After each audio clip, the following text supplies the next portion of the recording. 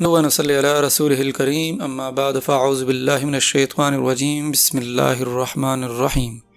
آج میں آپ کی خدمت میں بہت ہی پیاری حدیث لے کر حاضر ہوا ہوں۔ یہ صحیح بخاری کی حدیث 6321 ہے۔ اس حدیث کا مفہوم کچھ اس طرح سے ہے۔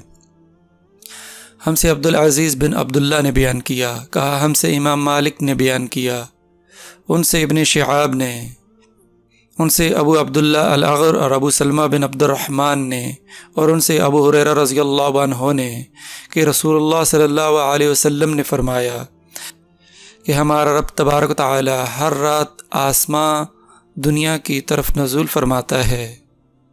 اس وقت جب رات کا آخری تہائی حصہ باقی رہ جاتا ہے، وہ فرماتا ہے کون ہے جو مجھ سے دعا کرتا ہے کہ میں اس کی دعا قبول کروں، کون ہے جو مجھ سے مانگتا ہے میں اسے دوں، کون ہے جو مجھ سے بخشش طلب کرتا ہے میں اس کو بخش دوں۔ سبحان اللہ۔ اس حدیث میں یہ بات بتائی گئی ہے کہ رات کا آخری تہائی حصہ وہ حصہ ہے جس میں اللہ پاک کی بے پناہ رحمتیں نازل ہوتی ہیں اور انسان کی ہر دعا قبول ہوتی ہے۔ اللہ پاک مجھے اور آپ کو قرآن و سنت کے مطابق زندگی بسر کرنے کی توفیق عطا فرمائے۔ جزاک اللہ خیر۔